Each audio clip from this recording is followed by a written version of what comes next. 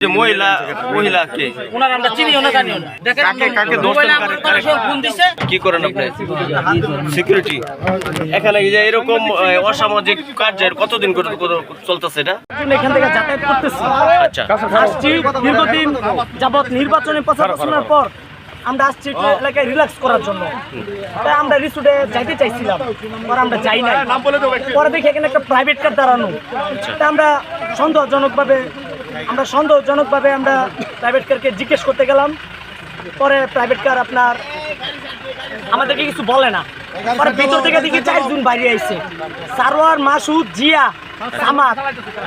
তারা আওয়ামী লীগ আমলের পর থেকে 5 আগস্টের পর থেকে তারা বলে এই রিসোর্টের তত্ত্বাবধানে আছে। তারা রিসোর্ট এটা মানে এক ধরনের দখল করে 1.5 বছরের দখল করে বিভিন্ন মেয়েদেরকে মাদক এমনকি মেয়েদেরকে নিয়ে তারা এখানে ব্যবসা বাণিজ্য করতেছে প্রতিনিয়ত প্রতিদিন। এমনকি আমরা প্রশাসনিক কিছুদিন আগে যে আমরা জানি তথ্য পেয়েছি আমরা যে এই রিসোর্টটা নাকি সরকারিভাবে বন্ধ। জি জি তারপরে কিভাবে চলছে সেটা আমরাও জানি। আমরা অত্র এলাকার মানুষ সহ সারা এলাকার মানুষ সবাই জানে রিসোর্ট বন্ধ, কিন্তু এটা আপনার সারোয়ার ভাই, মাসুদ, জিয়া ভাই, সামাদ কাকা তারা বন্ধ থাকা অবস্থায়ও, বিদ্যুৎ না থাকা অবস্থায়ও এখানে তারা টানা লাইন দিয়া বিভিন্ন মিটার দিয়া প্রতিদিন রাত 24 ঘন্টা এখানে বিভিন্ন মেয়েকে এনে ব্যবসা বাণিজ্য করতেছে মাদক নিয়ে।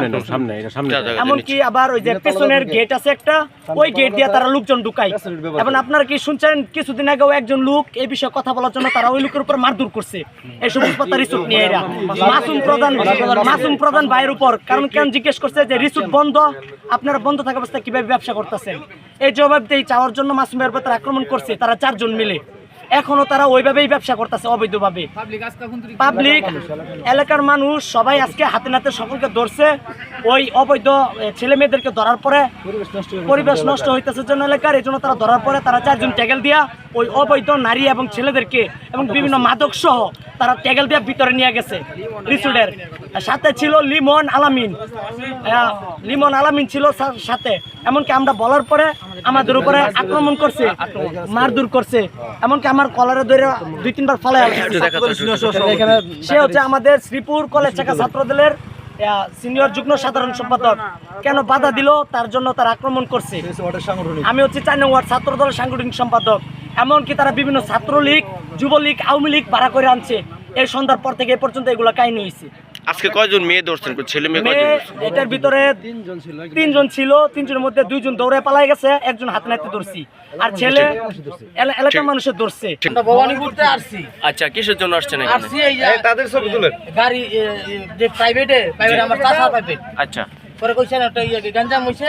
আচ্ছা, তারা কিছু মারামারি লাগছে। পরে আসছি আইয়া এটা পরে আপনাদের সাথে আমরা মোটরসাইকেল থিয়া এখানে ঢুকছি দেখতাম। আচ্ছা, পরে তল্লাশি করলে এই 2 ভাই আইছে।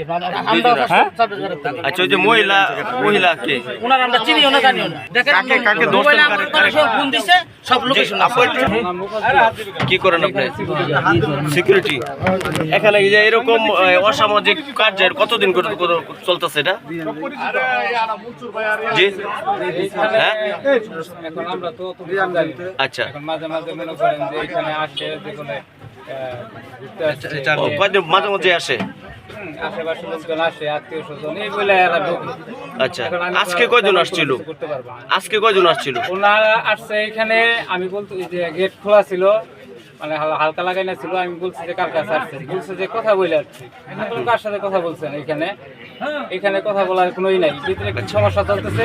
আচ্ছা, ওনারা আমার কথা শুনেই নাই, আমার মানে জোর করে গাড়ি পিক আপ দিয়ে ভিতরে ঢুকে পড়ছে। আচ্ছা, এখন আমি আর কি করবো এখানে? আমি এখানে কে ছিল? এলাকাবাসী কেউ ছিল নেতৃত্ব দিচ্ছে কি এরকম কেউ?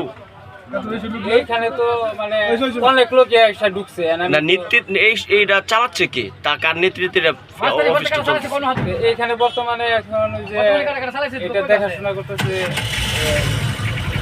দিয়া স্যার, সারোয়ার স্যার, তারপরে কামাত স্যার,